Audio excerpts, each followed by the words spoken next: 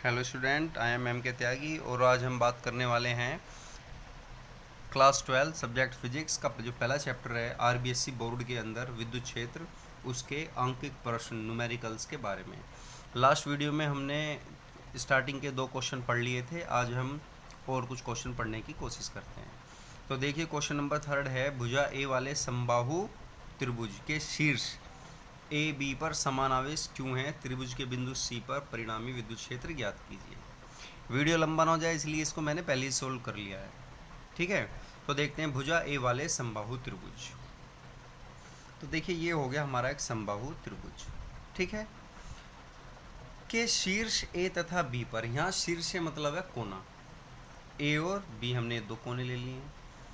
शीर्ष ए तथा बी पर समान आवेश क्यों है, इस पर क्यों आवेश है, इस पर क्यों आवेश है। त्रिभुज के बिंदु सी पर परिणामी विद्युत क्षेत्र ज्ञात करना है। ठीक है, तो देखिए, बिंदु सी पर इस आवेश की वजह से विद्युत क्षेत्र होगा, वो ये है, ई सी इक्वल टू 1/4πε0 Q/a², क्योंकि फॉर्मूला विद्युत क्षेत्र का ये होता है। जहाँ 1/4πε0 कांस्टेंट वैल्यू होती है, Q वो आवेश होता है जिसकी वजह से विद्युत क्षेत्र देख रहे हैं। तो यहाँ किसकी वजह से देख रहे हो, Q की वजह से। R वो दूरी होती है जिस दूरी पर देखते हैं। तो यहाँ से यहाँ तक की दूरी कितनी, C पर देख रहे हो, तो यहाँ से यहाँ तक की दूरी कितनी हो गई भैया, A हो गई, तो A लिख दिया। A क्यों हो गई, क्योंकि क्या रखा है, भुजा ए वाले समबाहु त्रिभुज। ओके, तो C पर किस किस की वजह से विद्युत क्षेत्र होगा, इस आवेश की वजह से इतना, इसी प्रकार इस आवेश की वजह से यहाँ पर इतना। ठीक है, 2 विद्युत क्षेत्र हो गए। ये हैं विद्युत क्षेत्रों के परिमाण। अब विद्युत क्षेत्र एक सदिश राशि है और सदिश राशि को हम डायरेक्ट नहीं जोड़ते हैं, बल्कि उनका एक अलग फॉर्मूला होता है। तो इस सूत्र के द्वारा हम उन सदिश राशियों को जोड़ते हैं। याद आ गया, जहाँ पर ए और बी 2 सदिश राशि हैं, ए और बी, और आर उनका परिमाण है। हमारे पास सदिश राशि ये 2 हैं, ये 2 विद्युत क्षेत्र हैं जिसका हमें परिमाण निकालना है। बात समझ में आ गई होगी। थीटा होता है उन दोनों के बीच का कोण। ओके, तो हमने वही फॉर्मूला इस्तेमाल कर लिया है। सी पर निकालना है परिणामी, तो E C A square plus E C B square plus 2 E C A into E C B cos theta. Theta हो गया दोनों के बीच का कोण। अब कोण का पता तब लगे, पहले दिशा का पता लगाओ। अब देखिए, मुझे पता लगाना है ई सी ए की दिशा, यानी कि इस आवेश के कारण इस बिंदु पर विद्युत क्षेत्र की दिशा कैसी होगी। तो विद्युत क्षेत्र की दिशा का पता लगाने के लिए जिस बिंदु पर तुम्हें विद्युत क्षेत्र की दिशा पता लगानी है, उस पर एक पॉजिटिव चार्ज रख दीजिए। तो जब तुम यहाँ धनावेश रखोगे, ये खुद धनावेश है, तो दोनों में प्रतिकर्षण होगा, जिसकी वजह से वो इन दोनों को मिलाने वाली रेखा के अनुदिश बाहर की ओर जाएगा। इसी प्रकार इसकी वजह से अगर हम दिशा देखेंगे तो वो ऐसे हो जाएगा। ठीक है, अब ये समबाहु त्रिभुज है जिसका कोण 60 डिग्री, ये 60 डिग्री और ये 60 डिग्री होगा। अगर ये 60 डिग्री है तो ये भी 60 डिग्री होगा। बात समझ में आ गई। अब दोनों का परिमाण कैसा है, देखो बिल्कुल सेम है, तो वो चीज़ हमने यहाँ लिख दी है। परंतु ई सी ए और ई सी बी परिमाण में दोनों समान हैं और थीटा का मान कितना है, 60 डिग्री। अब देखिए, दोनों की वैल्यू सेम है, तो बस हमने क्या किया है, इसकी भी ये वैल्यू, इसकी भी ये वैल्यू, इनका स्क्वायर होना है और जोड़ रखा है, तो मैंने स्क्वायर कर दिया, जोड़ के लिख दिया 2। ठीक है, प्लस 2, इन दोनों की गुणा हो रही है, गुणा करोगे तो क्या आ जाएगा, स्क्वायर आ जाएगा, इंटू कोस थीटा। थीटा का काम कौन कर रहा है यहाँ, 60 डिग्री। कोस 60 का मान 1/2 होता है, 2 से 2 कैंसिल, 2 ये रहा, 1 ये हो जाएगा, तो कितना हो गया 3 1/4πε0 Q/a² का होल स्क्वायर। 3 रूट के बाहर आएगा तो √3 और ये स्क्वायर से रूट कैंसिल हो जाएगा। ये आ गया तुम्हारा आंसर, मात्रा हो गया न्यूटन पर कूलाम। तो ये हो गया तुम्हारा क्वेश्चन नंबर 3। अब हम नेक्स्ट क्वेश्चन की बात करने वाले हैं जो कि थोड़ा बड़ा है। देखिए, क्वेश्चन नंबर 4। एक पहले क्वेश्चन को ढंग से पढ़ना है। जब हम क्वेश्चन पढ़ते हैं तो उसकी इमेज हमारे दिमाग में बन जानी चाहिए। न्यूमेरिकल करने का बस ये टेक्निक होती है। अगर तुमने न्यूमेरिकल कर रहे हो तुम और उसकी इमेज तुमने दिमाग में बना लिया, तो मान के चलो 50% सोल्व हो गया। तो क्वेश्चन क्या है, देखो, 2 एक समान आवेशित गोले। तो ध्यान देना है, हमारे पास 2 गोले हैं जो बराबर लंबाई की डोरियों से बंधे हुए हैं और उनको हमने लटका दिया है। ठीक है, तो ध्यान देना है, 2 हमारे पास गोले हैं, समान आवेशित हैं और हमने उन दोनों को डोरी से बांधकर लटकाया हुआ है। ठीक है, तो देखो, जैसे मान के चलो एक डोरी ये हो गई ये आवेश लटका दिया, दूसरी डोरी से दूसरा आवेश लटका दिया। लेकिन जब हम इन दोनों को एक ही बिंदु से लटकाएंगे तो ये एक दूसरे के ऊपर आ जाएंगे ऐसे ही। समझ पा रहे हो या नहीं भाई? दो रस्सी लोगे और उनके ऊपर के हिस्से को तुम पकड़ोगे तो वो अलग अलग थोड़ी जाएंगी, ऐसे ऐसे तो नहीं जाएंगी। कैसे जाएंगी? एक ही जगह रहेंगी। लेकिन अगर मान के चलो इन पर आवेश है तो आवेश होने की वजह से इनमें प्रतिकर्षण होगा और प्रतिकर्षण होने की वजह से एक दूसरे के दूर दूर हो जाएंगी। ठीक है, तो देखो दो एक समान आवेशित गोले को बराबर लंबाइयों की डोरियों से लटकाया गया है। डोरियां परस्पर 30 डिग्री का कोण बनाती हैं। हो गई ना वो बात? ऐसे 30 डिग्री का, क्योंकि इनमें क्या हो रहा है? प्रतिकर्षण। तो सिचुएशन कैसी हो गई? अभी मैं देखो तुम्हें एक डायग्राम बना के दिखाता हूँ। तो देखिए इन दोनों गोलों ने एक दूसरे को प्रतिकर्षित करा और सिचुएशन हो गई है, इनके बीच बन गया 30 डिग्री का कोण। ओके, अब अगर मैं देखूं इस पर कौन कौन से बल लग रहे हैं। पहला, डोरी का तनाव बल जो इसे ऊपर की ओर ले जाने का प्रयास करेगा, मानते हो या नहीं? दूसरा, इसका भार, भार हमेशा किस ओर होता है? नीचे की ओर, mg। और तीसरा क्या होगा भाई? अगर इन दोनों पर समान आवेश है तो ये गोला इस गोले पर प्रतिकर्षण बल लगाएगा बाहर की ओर, और इन दोनों के बीच अभी क्या है? वायु है, तो कूलाम बल लगेगा F, जिसका मान होगा 1/4πε0। आई होप बात समझ में आ गई होगी। ये चित्र कैसे बना वो तो तुम्हें समझ गया। अब इस गोले पर 3 बल लगेंगे। पहला कूलाम बल, इसकी वजह से बाहर की ओर प्रतिकर्षण होगा। दूसरा भार नीचे की ओर mg, और तीसरा तनाव डोरी की लंबाई के अनुदिश। ये 3 बल हो गए। अब हमें करने हैं घटक। घटक क्यों करने हैं? इन दोनों के बीच तो हमें क्लियर कोण नज़र आ रहा है 90 डिग्री है, लेकिन ये इसके साथ और ये इसके साथ क्या क्लियर कोण बना पा रही है? ये पिक्चर क्लियर नहीं है। तो जब ये चीज़ क्लियर नहीं होती और हम सदिश राशियों को सोल्व कर रहे हैं तो वहाँ घटक कर लेना ज़्यादा सुविधाजनक होता है। तो मैं इसके अब घटक कर लेता हूँ एक बार। तो देखिए ये 30 डिग्री था, तो इसका हाफ कितना हो जाएगा बच्चों? 15 डिग्री। तो ये हो गया आपका 15 डिग्री, मानते हो या नहीं? और जिधर हमें कोण का पता होता है उधर कौन सा आता है? कोस आया करता है। तो ये कितना हो जाएगा? टी कोस 15 डिग्री। ध्यान है ना, जिधर हमें कोण का पता होता है कोण आधा हो जाएगा 15, जिधर कोण का पता होता है उधर कोस आ जाता है, जिसको हम क्षैतिज घटक बोलते हैं। और इसके लंबवत जो होगा वो जाएगा ऊर्ध्वाधर घटक, टी साइन 15 डिग्री। पिक्चर समझ में आ गई? तो हमने इस टी को ना लेके इसके दो घटक ले लेंगे। फ़ायदा क्या होगा? ये एक दूसरे के विपरीत और ये एक दूसरे के विपरीत। अतः हम चित्र अनुसार क्या कह सकते हैं? तो देखिए प्रथम स्थिति में चित्र अनुसार हम क्या देख पा रहे हैं? हमने देखा टी साइन 15 डिग्री तो संतुलित हो रहा है F से। देख पा रहे हो या नहीं? F बराबर T sine 15 degree, equation first. और दूसरा क्या तुम देख पा रहे हो? टी कोस 15 बराबर mg, टी कोस 15 डिग्री बराबर mg। ये हो गई इक्वेशन सेकंड। ठीक है, अब देखो हमारे पूरे क्वेश्चन में तनाव वगैरह की कहीं बात नहीं की गई है, तो क्यों ना इस तनाव को ख़त्म कर दिया जाए। तो समीकरण 1 डिवाइडेड बाय 2, तो टी से टी कैंसिल, क्या जाएगा? साइन बटे कोस इक्वल टू टेन। तो टेन 15 डिग्री बराबर F/mg। ये हो गई हमारी इक्वेशन नंबर थर्ड। अब हम दोबारा चलते हैं अपने क्वेश्चन की ओर। देखिए तो दो एक समान आवेशित गोले, जी हाँ हमने एक समान आवेशित गोले ले लिए, को बराबर लंबाई की डोरियों से, चलो जी ये बराबर लंबाई की डोरियां हो गई, लटकाया गया है, लटका दिया है। डोरियां परस्पर 30 डिग्री का कोण बनाती हैं, चलो जी हमने 30 डिग्री का कोण बना लिया। अगर ये गोले आवेशित ना होते तो 30 डिग्री का कुछ नहीं बनता, 0 डिग्री का बनता, क्योंकि ये दोनों एक जगह आते। लेकिन इनमें प्रतिकर्षण हुआ, इसकी वजह से एक दूसरे को ये प्रतिकर्षित कर रहे हैं, इसलिए कोण बन जाएगा। वो बात समझ में आ गई। ठीक है, एक केस हो गया। तो जो इन्होंने अब तक हमने बात की है, हमने इसको कैलकुलेशन करके देखा, घटक वगैरह किए, और हम इस नतीजे पे पहुँचे हैं कि tan 15 डिग्री बराबर हो गया F/mg। यहाँ m है दोनों, सॉरी यहाँ F है दोनों आवेशों के मध्य लगने वाला कूलाम बल। कब? जब दोनों के बीच वायु स्थित है। ठीक है, कूलाम बल जब दोनों के बीच वायु स्थित है। ठीक है, अब नेक्स्ट केस क्या कहता है? जब 0.8 ग्राम पर सेंटीमीटर क्यूब घनत्व के द्रव में लटकाया जाता है। अच्छा, ये किसका घनत्व है? द्रव का।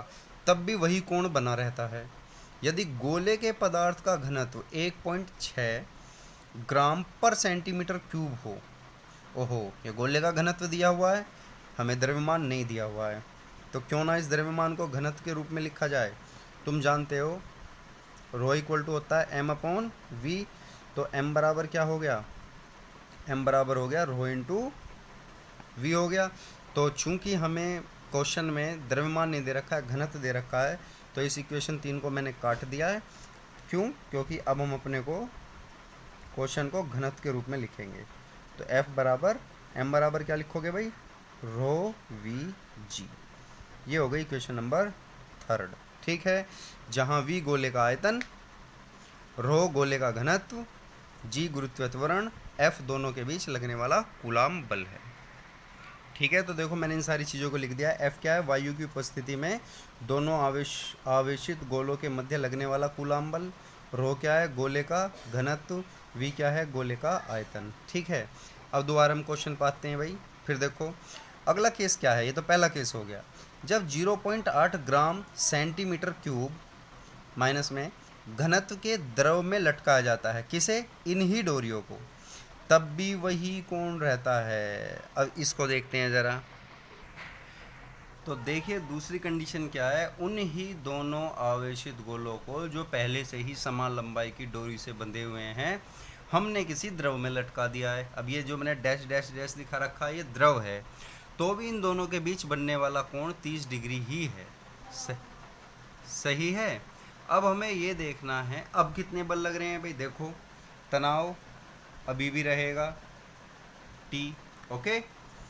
दूसरा भार भी अभी भी ही रहेगा, जिसकी दिशा होगी नीचे की ओर, जिसको हम बोलने वाले हैं पहले की तरह mg, या जैसे मैंने पिछला अभी थोड़ी देर पहले बताया था m इक्वल टू क्या लिख सकते हो तुम, रो वी। तो इसको क्या कह सकते हो, रो वी जी भी कह सकते हैं हम। दो बल हो गए। तीसरा बल होगा इन दोनों के बीच लगने वाला कूलाम बल, जो पहले था F, लेकिन पहले इन दोनों गोलों के बीच वायु थी, तो हमने लिख दिया था सिर्फ F। अब इन दोनों गोलों के बीच द्रव है, तो F ना लिख के F K लिखेंगे, यानी कि माध्यम की उपस्थिति के कारण दो आवेशों के मध्य लगने वाला बल।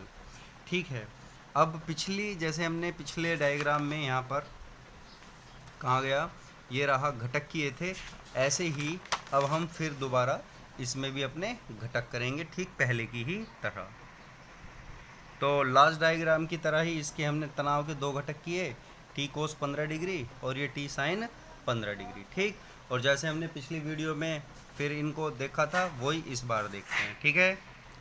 लेकिन पिछले डायग्राम की कंपेयर में यहाँ पर एक बल और एक्स्ट्रा होगा, जिसका नाम होता है उत्प्लावन बल। तुम जानते हो, अगर देखो हम पानी में किसी चीज़ को डालते हैं और जब उसे उठाते हैं तो हमें वो हल्की लगती है, कारण क्या होता है, उस वस्तु पर एक बल और कार्य करता है जिसकी दिशा ऊपर की ओर होती है।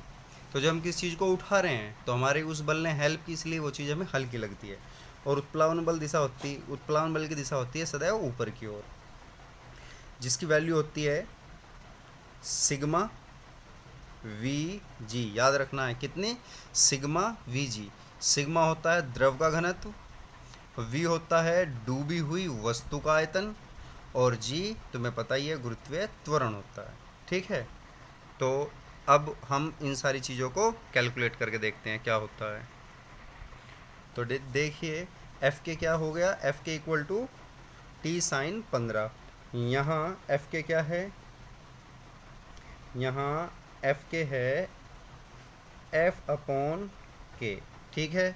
एफ क्या है, ये तुम्हारे फॉर्मूला याद होगा। एफ के क्या है, दो आवेशों के बीच माध्यम की उपस्थिति में उनके मध्य लगने वाला बल, ठीक है। एफ क्या है, दो आवेशों के बीच वायु की उपस्थिति में उनके मध्य लगने वाला बल। और के क्या है, पराविद्युतांक। तो मैं ये सारी चीज़ें लिख देता हूँ। तो देखिए मैंने इसको एफ के को यहाँ लिख दिया है ताकि तुम्हें पता रहे, दो आवेशों के मध्य के पराविद्युतांक वाले माध्यम के कारण लगने वाला बल, और के क्या हो गया, पराविद्युतांक, ठीक है। इतनी बात समझ में आ गई। तो हम क्या लिख सकते हैं,